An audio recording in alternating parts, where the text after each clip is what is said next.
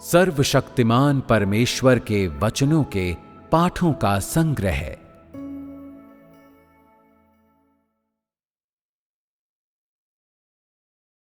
देह धारण का रहस्य 4।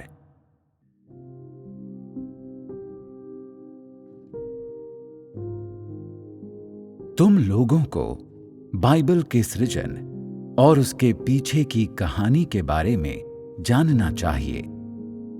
ये ज्ञान उन लोगों का नहीं है जिन्होंने परमेश्वर के नए कार्य को स्वीकार नहीं किया है। वे नहीं जानते हैं। अगर तुम उन्हें सार के ये मामले समझाओ तो वे बाइबल की तुम्हारे सामने ज्यादा तरफदारी नहीं करेंगे। वे लगातार उसकी तुच्छतापूर्वक जांच करते हैं जिसकी भविष्यवाणी की गई है। क्या ये वक्तव्य घटित हो गया है? क्या वो वक्तव्य घटित हो गया है? सुसमाचार की उनकी स्वीकृति बाइबल के अनुसार है। वे बाइबल के अनुसार सुसमाचार का उपदेश देते हैं। परमेश्वर पर उनका विश्वास बाइबल के वचनों पर टिका है। बाइबल के बिना वे परमेश्वर में विश्वास नहीं करेंगे। वे बाइबल की तुच्छतापूर्वक जांच करते हुए जीते हैं। जब वे एक बार फिर बाइबल की जांच करते हैं और तुमसे व्याख्याओं के लिए कहते हैं तो तुम कहते हो कि सबसे पहले चलो हम प्रत्येक वक्तव्य को सत्यापित नहीं करते हैं। इसके बजाय चलो हम देखते हैं कि पवित्र आत्मा कैसे कार्य करता है। आइए हम जिस मार्ग पर चलते हैं उसकी सत्य के साथ तुलना करें ताकि हम जान सकें कि ये मार्ग वास्तव में पवित्र आत्मा का कार्य है या नहीं, और ये जांचने के लिए कि क्या इस तरह का मार्ग सही है, पवित्र आत्मा के कार्य का उपयोग करें। और जहां तक इस वक्तव्य या उस वक्तव्य के घटित होने की बात है, हम मनुष्यों को उसमें हस्तक्षेप नहीं करना चाहिए। इसके बजाय हमारे लिए ये बेहतर है कि हम पवित्र आत्मा के कार्य और उस नवीनतम कार्य के बारे में बात करें जिसे परमेश्वर अब कर रहा है। बाइबल में की गई भविष्यवाणियां परमेश्वर के वचन हैं जो नबियों द्वारा उस समय प्रेषित हुए परमेश्वर के द्वारा उपयोग किए गए प्रेरणा पा चुके मनुष्यों द्वारा लिखे गए वचन हैं। केवल परमेश्वर स्वयं ही उन वचनों की व्याख्या कर सकता है। केवल पवित्र आत्मा ही उन वचनों का अर्थ ज्ञात करवा सकता है, और केवल परमेश्वर स्वयं ही 7 मुहरों को तोड़ सकता है और पुस्तक को खोल सकता है। तुम कहते हो तुम परमेश्वर नहीं हो और न ही मैं हूं, इसलिए परमेश्वर के वचनों की कौन इच्छानुसार व्याख्या करने का साहस करता है? क्या तुम उन वचनों की व्याख्या करने का साहस करते हो? यहां तक कि यदि भविष्यद्वक्ता यिर्मयाह, यूहन्ना और एलियाह यहां होते तो वे भी हिम्मत नहीं करते, क्योंकि वे मेमने नहीं हैं। केवल मेमना ही 7 मुहरों को तोड़ सकता है और पुस्तक को खोल सकता है, और कोई भी अन्य उसके वचनों की व्याख्या नहीं कर सकता है। मैं परमेश्वर के नाम का दुरुपयोग करने का साहस नहीं करता हूं। परमेश्वर के वचनों की व्याख्या करने का साहस तो बिल्कुल नहीं करता हूं। मैं केवल एक ऐसा व्यक्ति हो सकता हूं जो परमेश्वर का आज्ञा पालन करता हो। क्या तुम परमेश्वर हो? परमेश्वर के प्राणियों में से कोई भी पुस्तक को खोलने या उन वचनों की व्याख्या करने का साहस नहीं करता है, और इसलिए मैं भी व्याख्या करने का साहस नहीं करता हूं। बेहतर है कि तुम व्याख्या करने का प्रयास मत करो। कोई भी व्याख्या नहीं करेगा। चलो हम पवित्र आत्मा के कार्य के बारे में बात करते हैं। यही है जो मनुष्य कर सकता है। मुझे यहोवा और यीशु के कार्य का थोड़ा बहुत ज्ञान है, किंतु क्योंकि मुझे इस तरह के कार्य का कोई व्यक्तिगत अनुभव नहीं है, इसलिए मैं इसके बारे में केवल कुछ हद तक ही बात कर सकता हूं। जहां तक उस समय यशायाह या यीशु द्वारा बोले गए वचनों के अर्थ की बात है, तो मैं कोई व्याख्याएं नहीं करूंगा। मैं बाइबल का अध्ययन नहीं करता हूं, बल्कि मैं परमेश्वर के वर्तमान कार्य का अनुसरण करता हूं। तुम वास्तव में बाइबल को छोटी पुस्तक के रूप में देखते हो, लेकिन क्या यह सच नहीं है कि पुस्तक को केवल मेमने के द्वारा ही खोला जा सकता है? मेमने के अलावा और कौन ऐसा कर सकता है? तुम मेमने नहीं हो, और मैं स्वयं परमेश्वर होने का दावा करने का साहस तो बिल्कुल नहीं करता हूं।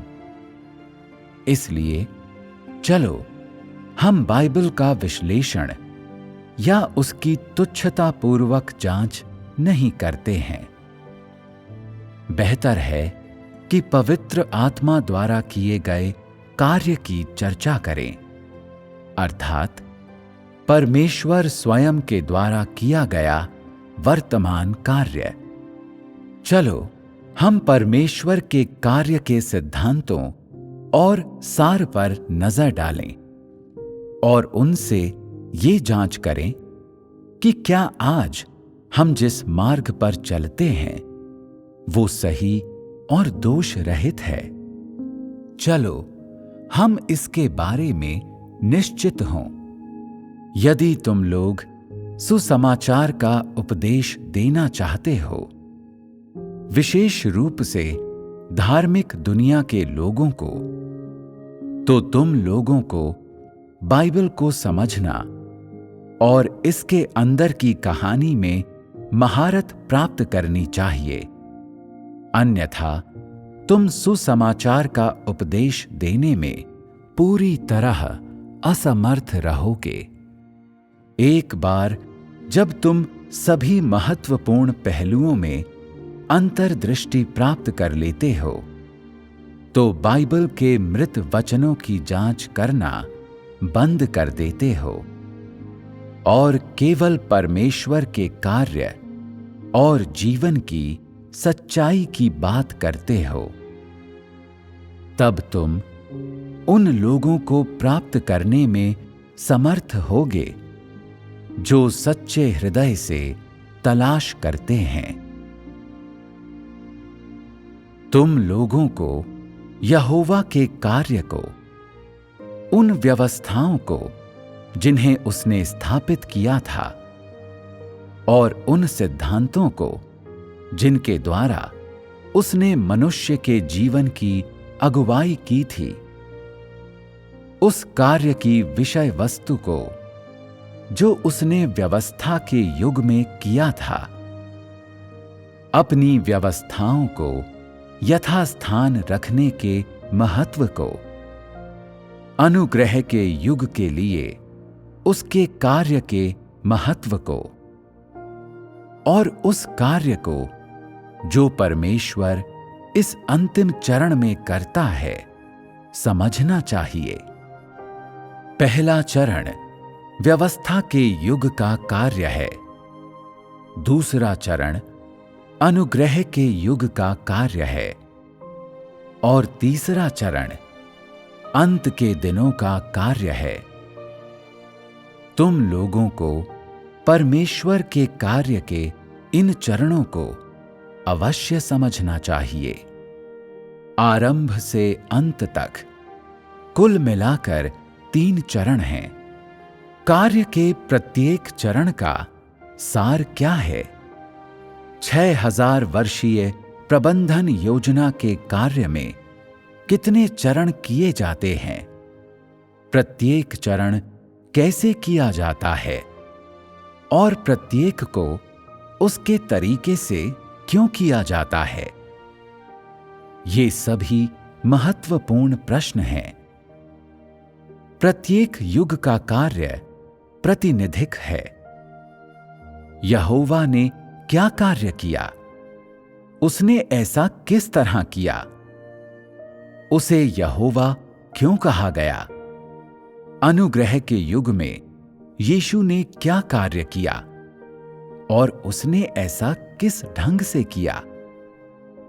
कार्य के प्रत्येक चरण और प्रत्येक युग द्वारा परमेश्वर के स्वभाव के कौन से पहलुओं को दर्शाया जाता है? व्यवस्था के युग में उसके स्वभाव के कौन से पहलू स्पष्ट हुए और अनुग्रह के युग में और फिर अंत के युग में?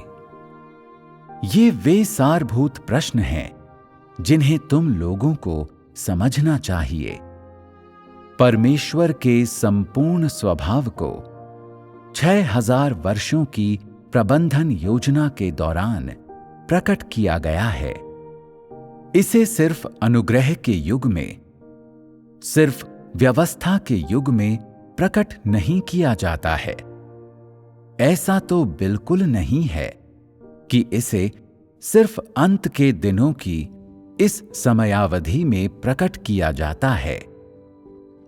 अंत के दिनों में किया गया कार्य न्याय, कोप और ताड़ना का प्रतिनिधित्व करता है। अंत के दिनों में किया गया कार्य व्यवस्था के युग या अनुग्रह के युग के कार्य का स्थान नहीं ले सकता है।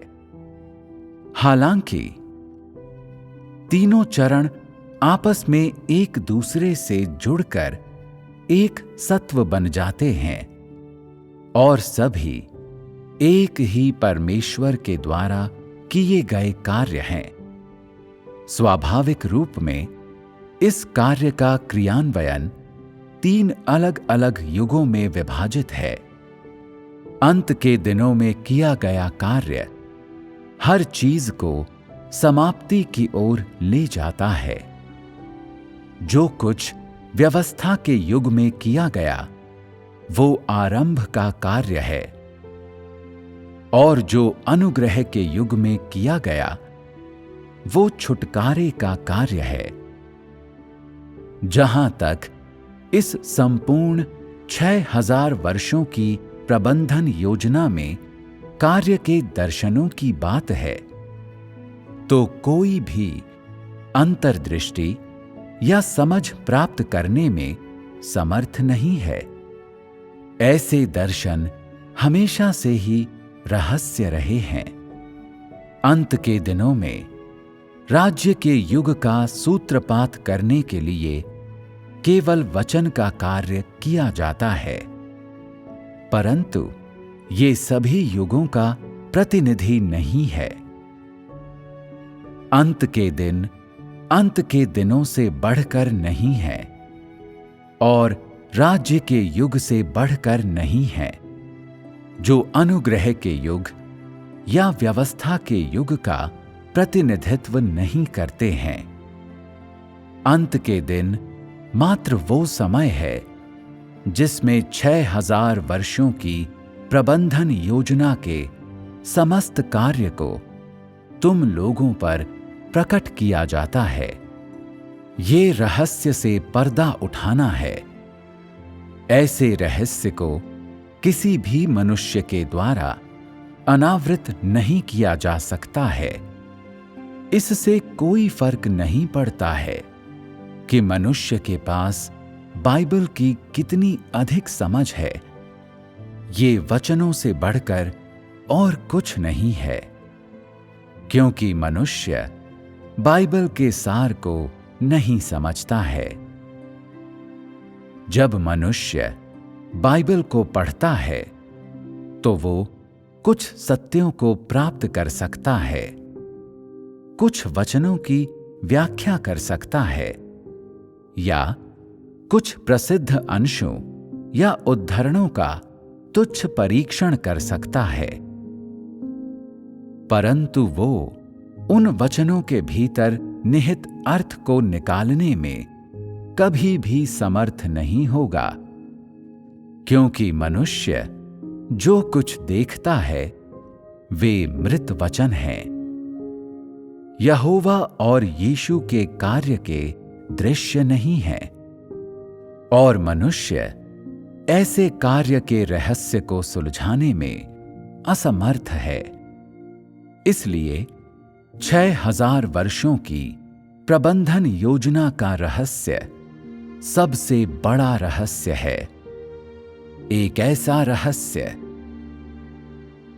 जो मनुष्य से बिल्कुल छिपा हुआ और उसके लिए सर्वथा अबूझ है।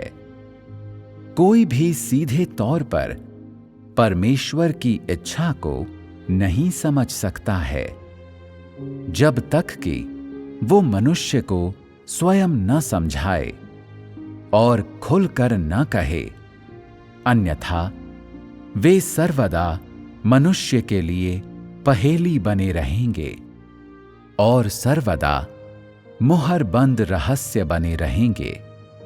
जो धार्मिक जगत में हैं, उनकी तो बात ही छोड़ो। यदि तुम लोगों को भी आज नहीं बताया जाता तो तुम लोग भी समझने में असमर्थ होते। भविष्यद्वक्ताओं की सभी भविष्यवाणियों की तुलना में 6000 वर्षों का ये कार्य अधिक रहस्यमय है। ये सृजन के बाद से अब तक का सबसे बड़ा रहस्य है, और पहले का कोई भी भविष्यद्वक्ता कभी भी इसकी थाह पाने में सफल नहीं हुआ है, क्योंकि इस रहस्य को केवल अंत के युग में ही खोला जाता है और पहले कभी प्रकट नहीं किया गया है। यदि तुम लोग इस रहस्य को समझ लेते हो और इसे पूरी तरह से प्राप्त करने में समर्थ हो, तो उन सभी धार्मिक व्यक्तियों को इस रहस्य से जीत लिया जाएगा। केवल यही सबसे बड़ा दर्शन है, जिसे समझने के लिए मनुष्य सबसे अधिक लालायित रहता है, किंतु जो उसके लिए सबसे अधिक अस्पष्ट भी है। जब तुम लोग अनुग्रह के युग में थे, तो तुम लोगों को न तो यीशु के द्वारा किए गए और न ही यहोवा के द्वारा किए गए कार्य का पता था। लोगों को समझ में नहीं आता था कि यहोवा ने क्यों व्यवस्थाएं निर्धारित की, उसने क्यों लोगों को व्यवस्थाओं का पालन करने के लिए कहा, अथवा मंदिर क्यों बनाने पड़े थे। और लोगों को ये तो बिल्कुल भी समझ में नहीं आया कि क्यों इज़राइलियों को मिस्र से बीहड़ में और फिर कनान देश में ले जाया गया। आज के दिन से पहले इन मामलों को प्रकट नहीं किया गया था। अंत के दिनों का कार्य तीनों चरणों में से अंतिम चरण है। ये एक अन्य नए युग का कार्य है और संपूर्ण प्रबंधन कार्य का प्रतिनिधित्व नहीं करता है। 6000 वर्षों की प्रबंधन योजना कार्य के 3 चरणों में विभाजित है। कोई भी अकेला चरण तीनों युगों के कार्य का प्रतिनिधित्व नहीं कर सकता है, बल्कि संपूर्ण के केवल एक भाग का ही प्रतिनिधित्व कर सकता है। यहोवा नाम परमेश्वर के संपूर्ण स्वभाव का प्रतिनिधित्व नहीं कर सकता है। उसने व्यवस्था के युग में कार्य किया है। इस तथ्य से यह साबित नहीं होता है कि परमेश्वर केवल व्यवस्था के अधीन ही परमेश्वर हो सकता है। यहोवा ने मनुष्य से मंदिर और वेदियां बनाने के लिए कहा, मनुष्य के लिए व्यवस्थाएं निर्धारित की और आज्ञाओं की घोषणा की। उसने जो कार्य किया उसमें केवल व्यवस्था के युग का प्रतिनिधित्व किया। उसने जो कार्य किए वो ये साबित नहीं करता है कि परमेश्वर वही परमेश्वर है जो मनुष्य से व्यवस्था बनाए रखने के लिए कहता है, या वो बस मंदिर में परमेश्वर है, या बस वेदी के सामने का परमेश्वर है। ऐसा कहना गलत है। व्यवस्था के अधीन कार्य केवल एक युग का ही प्रतिनिधित्व कर सकता है। इसलिए यदि परमेश्वर ने केवल व्यवस्था के युग में ही काम किया होता, तो मनुष्य ने परमेश्वर को एक परिभाषा में ये कहते हुए बंद कर दिया होता, परमेश्वर मंदिर का परमेश्वर है। परमेश्वर की सेवा करने के लिए हमें याजकीय वस्त्र पहनने ही चाहिए और मंदिर में प्रवेश करना चाहिए। यदि अनुग्रह के युग में उस कार्य को कभी नहीं किया जाता और व्यवस्था का युग वर्तमान तक जारी रहता, तो मनुष्य ये नहीं जान पाता कि परमेश्वर दयावान और प्रेममय भी है। यदि व्यवस्था के युग में कोई कार्य नहीं किया जाता और केवल अनुग्रह के युग में ही कार्य किया जाता, तो मनुष्य बस इतना ही जान पाता कि परमेश्वर मनुष्य को छुटकारा दे सकता है और मनुष्य के पापों को क्षमा कर सकता है। वे केवल इतना ही जान पाते कि वो पवित्र और निर्दोष है, कि वो मनुष्य के लिए स्वयं का बलिदान कर सकता है और सलीब पर चढ़ाया जा सकता है। मनुष्य केवल इतना ही जान पाता और अन्य सभी बातों के बारे में उसके पास कोई समझ नहीं होती। अतः प्रत्येक युग परमेश्वर के स्वभाव के एक भाग का प्रतिनिधित्व करता है। व्यवस्था का युग कुछ पहलुओं का प्रतिनिधित्व करता है। अनुग्रह का युग कुछ पहलुओं का प्रतिनिधित्व करता है और फिर ये युग कुछ पहलुओं का प्रतिनिधित्व करता है। परमेश्वर के स्वभाव को सिर्फ तीनों युगों को मिलाने के माध्यम से ही पूरी तरह से प्रकट किया जा सकता है। जब मनुष्य इन तीनों चरणों को जान जाता है, केवल तभी मनुष्य इसे पूरी तरह से समझ सकता है। तीनों में से एक भी चरण को छोड़ा नहीं जा सकता है। जब एक बार तुम कार्य के इन तीनों चरणों को जान लेते हो, केवल तभी तुम परमेश्वर के स्वभाव को उसकी संपूर्णता में देखोगे। व्यवस्था के युग में परमेश्वर द्वारा अपने कार्य की पूर्णता ये साबित नहीं करती है कि वो व्यवस्था के अधीन परमेश्वर है, और छुटकारे के उसके कार्य की पूर्णता ये नहीं दर्शाती है कि परमेश्वर सदैव मानव जाति को छुटकारा देगा। ये सभी मनुष्य के द्वारा निकाले गए निष्कर्ष हैं। अब जबकि अनुग्रह का युग समाप्ति पर आ गया है, तो तुम ये नहीं कह सकते हो कि परमेश्वर केवल सलीब से ही संबंधित है, कि केवल सलीब परमेश्वर द्वारा उद्धार का प्रतिनिधित्व करता है। यदि तुम ऐसा करते हो तो तुम परमेश्वर को परिभाषित कर रहे हो।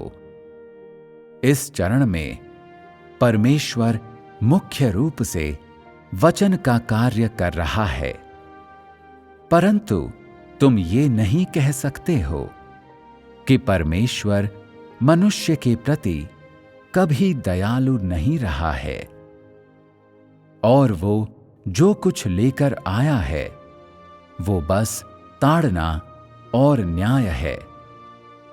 अंत के दिनों का कार्य यहोवा और यीशु के कार्य को और उन सभी रहस्यों को प्रकट कर देता है जिन्हें मनुष्य के द्वारा समझा नहीं गया था।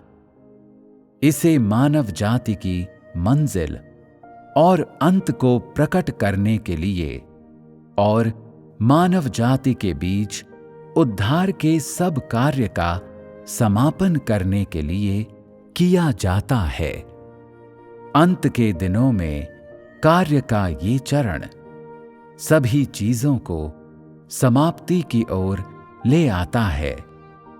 मनुष्य के द्वारा समझे नहीं गए सभी रहस्यों को मनुष्य को ऐसे रहस्यों में अंतर्दृष्टि पाने की अनुमति देने और उनके हृदयों में एक स्पष्ट समझ पाने के लिए अवश्य उजागर किया जाना चाहिए। केवल तभी मनुष्य को उनके प्रकारों के अनुसार विभाजित किया जा सकता है।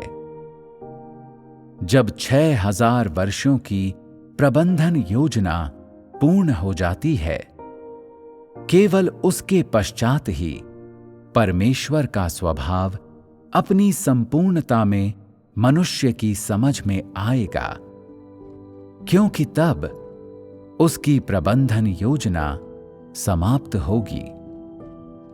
अब जबकि तुम लोगों ने अंतिम युग में परमेश्वर के कार्य का अनुभव कर लिया है, तो परमेश्वर का स्वभाव क्या है?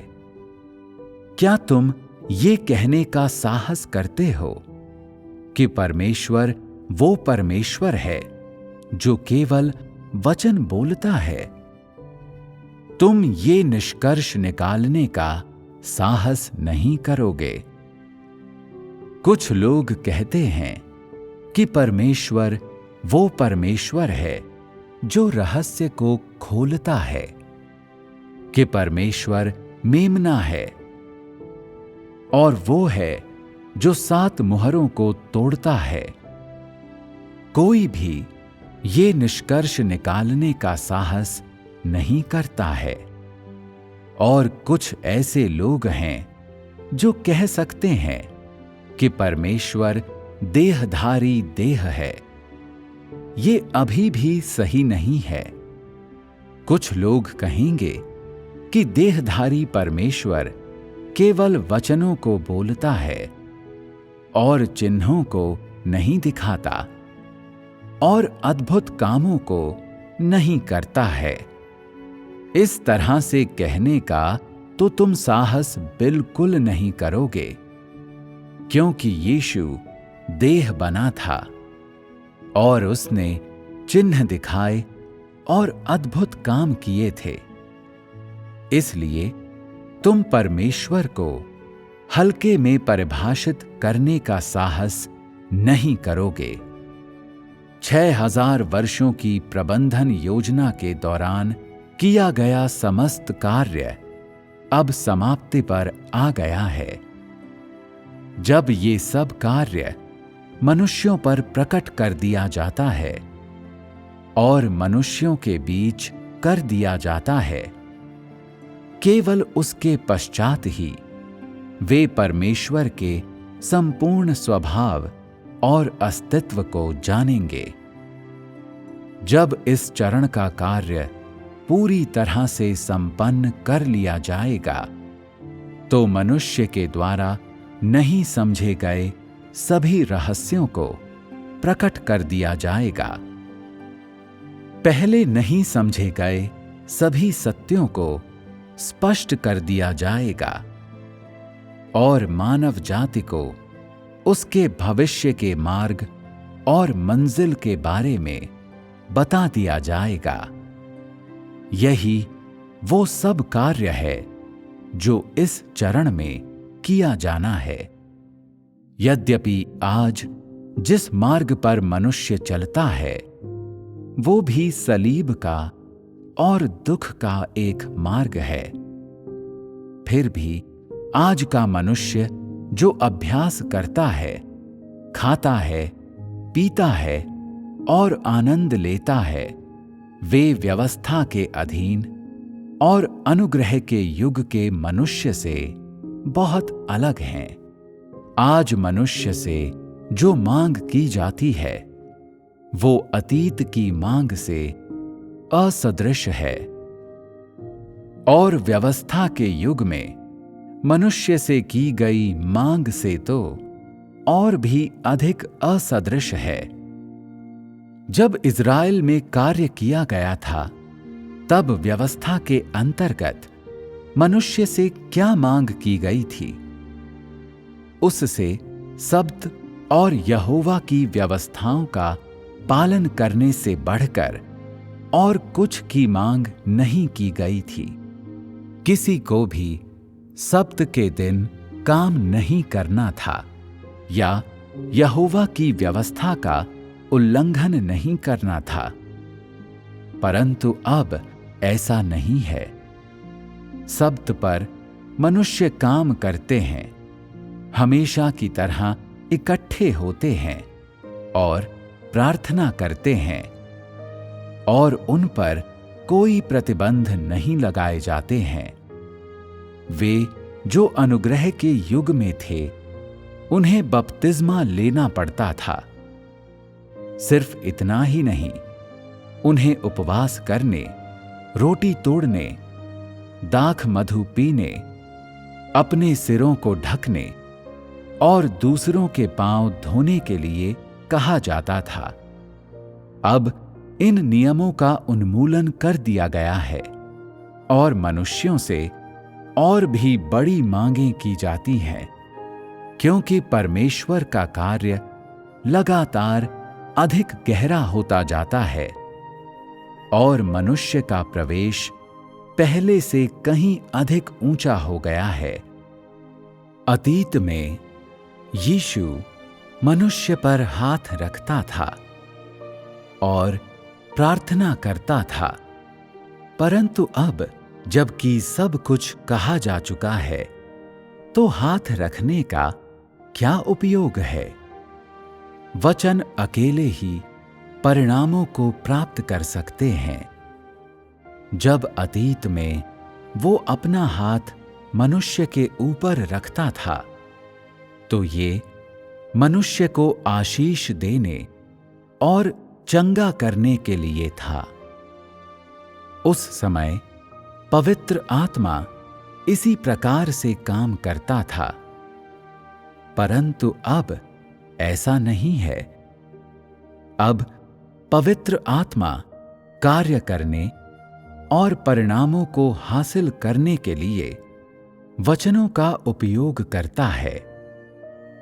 उसने अपने वचनों को तुम लोगों के लिए स्पष्ट कर दिया है और तुम लोगों को बस उन्हें वैसे ही अभ्यास में लाना चाहिए जैसे तुम्हें बताया गया है। उसके वचन उसकी इच्छा हैं और उस कार्य को दर्शाते हैं जिसे वो करना चाहता है। उसके वचनों के माध्यम से तुम उसकी इच्छा को और उस चीज को समझ सकते हो जिसे प्राप्त करने के लिए वो तुम्हें कहता है। तुम्हें हाथ रखने की आवश्यकता नहीं है, बस सीधे तौर पर उसके वचनों को अभ्यास में लाओ। कुछ लोग कह सकते हैं, मुझ पर अपना हाथ रख, मुझ पर अपना हाथ रख ताकि मैं तेरे आशीष प्राप्त कर सकूं और तेरा भागी बन सकूं। ये सभी पहले के अप्रचलित अभ्यास हैं जो अब निषिद्ध हैं, क्योंकि युग बदल चुका है। पवित्र आत्मा युग के अनुरूप कार्य करता है, न कि इच्छानुसार या तय नियमों के अनुसार। युग बदल चुका है और एक नया युग अपने साथ नया काम अवश्य लेकर आता है। ये कार्य के प्रत्येक चरण के बारे में सच है और इसलिए उसका कार्य कभी दोहराया नहीं जाता है। अनुग्रह के युग में यीशु ने इस तरह का बहुत सा कार्य किया, जैसे कि बीमारियों को चंगा करना, दुष्टात्माओं को निकालना, मनुष्य के लिए प्रार्थना करने के लिए मनुष्य पर हाथ रखना और मनुष्य को आशीष देना। हालांकि ऐसा करते रहने से वर्तमान में कोई उद्देश्य पूरा नहीं होगा। उस समय पवित्र आत्मा उस तरह से काम करता था क्योंकि वो अनुग्रह का युग था और आनंद के लिए मनुष्य पर बहुत अनुग्रह बरसाया गया था। मनुष्य को कोई कीमत चुकानी नहीं पड़ती थी और जब तक उसके पास विश्वास था वो अनुग्रह प्राप्त कर सकता था। सबके साथ अत्यधिक अनुग्रह के साथ व्यवहार किया जाता था। अब युग बदल चुका है और परमेश्वर का काम और आगे प्रगति कर चुका है। उसकी ताड़ना और न्याय के माध्यम से मनुष्य की विद्रोहशीलता को और मनुष्य के भीतर की अशुद्धता को दूर किया जाएगा।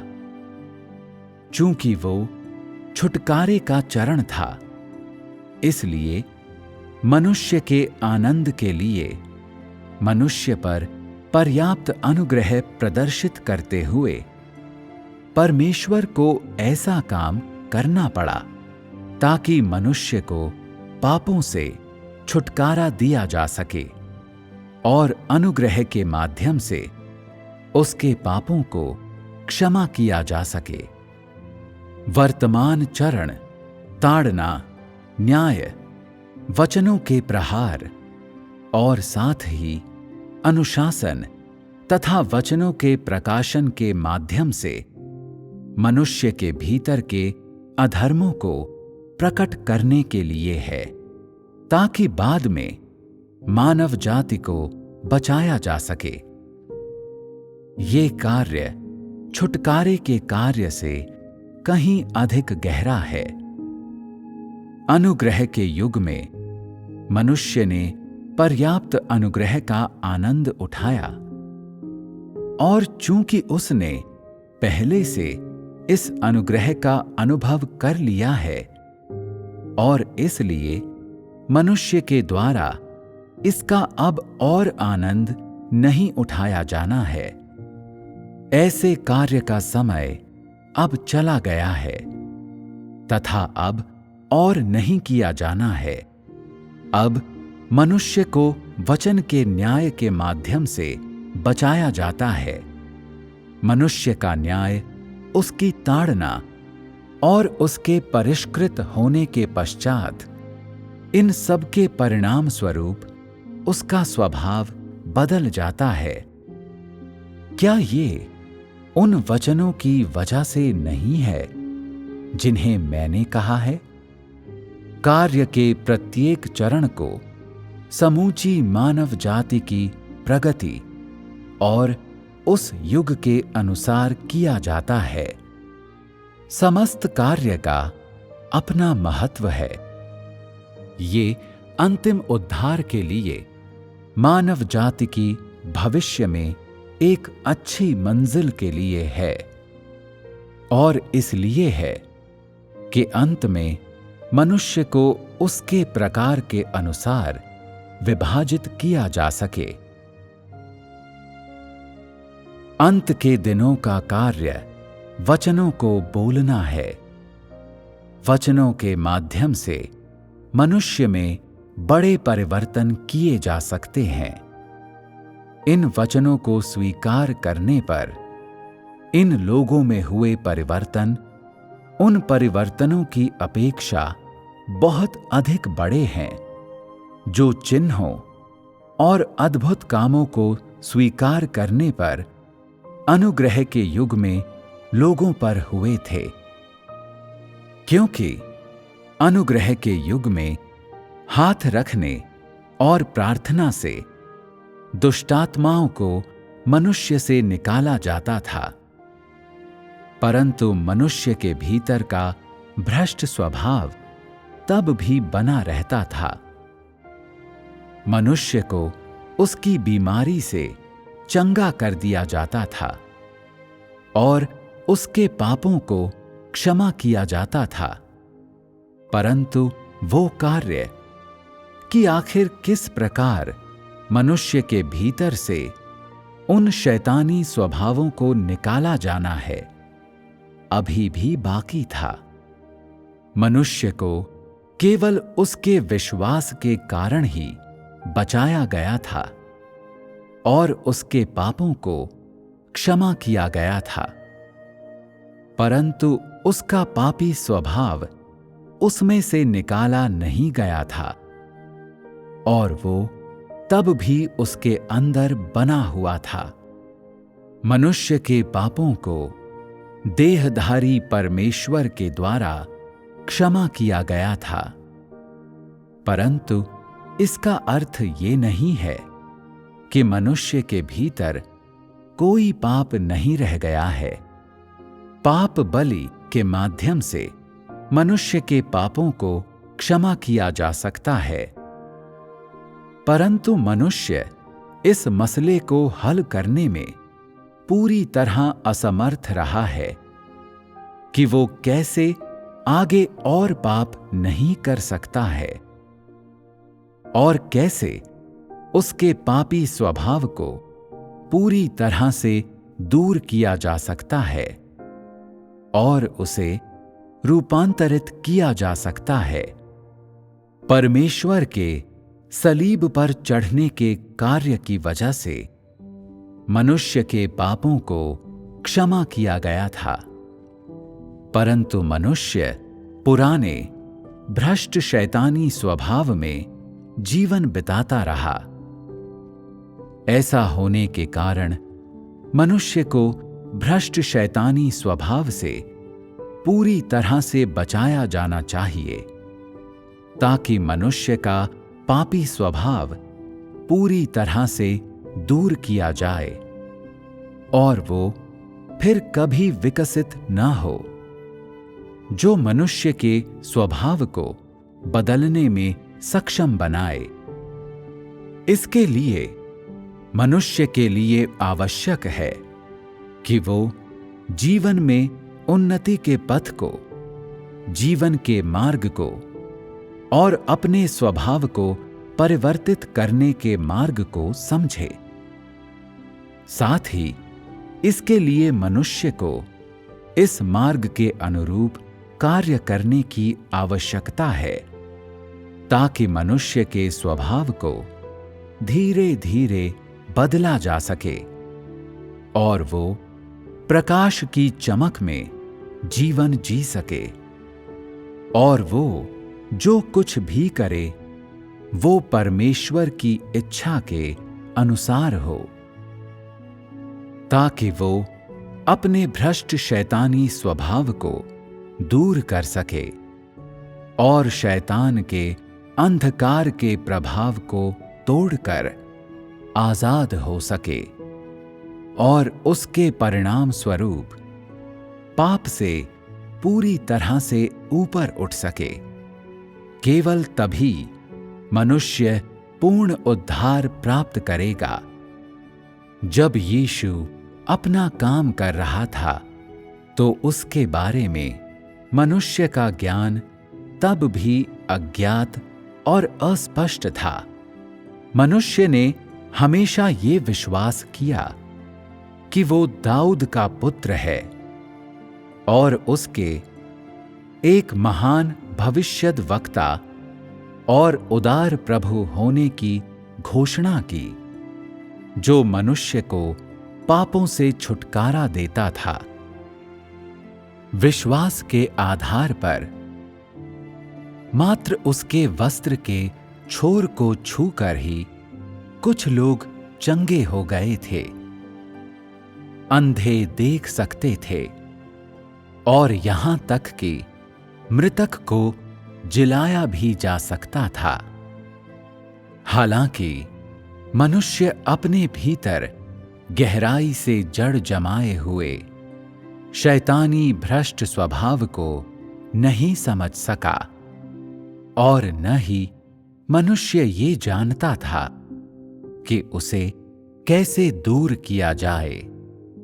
मनुष्य ने बहुतायत से अनुग्रह प्राप्त किया, जैसे देह की शांति और खुशी एक व्यक्ति के विश्वास करने पर पूरे परिवार की आशीष और बीमारियों से चंगाई इत्यादि शेष मनुष्य के भले कर्म और उसका ईश्वर के अनुरूप प्रकटन था।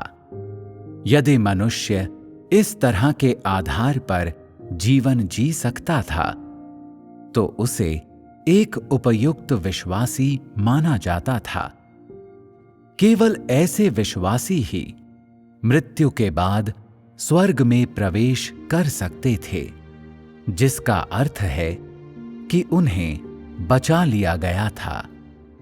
परंतु अपने जीवन काल में उन्होंने जीवन के मार्ग को बिल्कुल भी नहीं समझा था। वे अपना स्वभाव बदलने के किसी पथ के बिना बस एक निरंतर चक्र में पाप करते थे, फिर पाप स्वीकारोक्ति करते थे। अनुग्रह के युग में मनुष्य की दशा ऐसी ही थी। क्या मनुष्य ने पूर्ण उद्धार पा लिया है? नहीं। इसलिए उस चरण के कार्य के पूरा हो जाने के पश्चात अभी भी न्याय और ताड़ना का काम बाकी है। ये चरण वचन के माध्यम से मनुष्य को शुद्ध बनाने के लिए है, ताकि मनुष्य को अनुसरण करने का एक मार्ग प्रदान किया जाए। ये चरण फलप्रद या अर्थपूर्ण नहीं होगा यदि ये दुष्टात्माओं को निकालना जारी रखता है, क्योंकि ये मनुष्य के पापी स्वभाव को दूर करने में असफल हो जाएगा और मनुष्य केवल पापों की क्षमा पर आकर रुक जाएगा।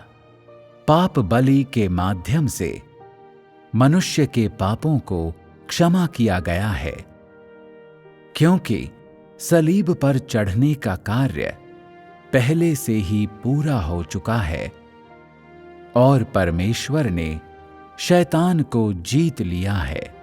परंतु मनुष्य का भ्रष्ट स्वभाव अभी भी उसके भीतर बना हुआ है और मनुष्य अभी भी पाप कर सकता है और परमेश्वर का प्रतिरोध कर सकता है।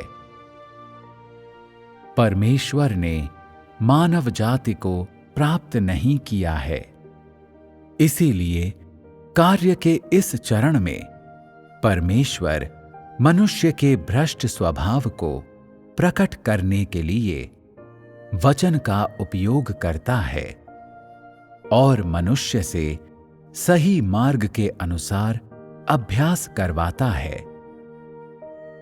ये चरण पिछले चरण की अपेक्षा अधिक अर्थपूर्ण और साथ ही अधिक लाभदायक भी है, क्योंकि अब वचन ही हैं जो सीधे तौर पर मनुष्य के जीवन की आपूर्ति करता है और मनुष्य के स्वभाव को पूरी तरह से नया बनाए जाने में सक्षम बनाता है। ये कार्य का ऐसा चरण है जो अधिक विस्तृत है। इसलिए अंत के दिनों में देहधारण ने परमेश्वर के देहधारण के महत्व को पूरा किया है और मनुष्य के उद्धार के लिए परमेश्वर की प्रबंधन योजना का पूर्णतः समापन किया है।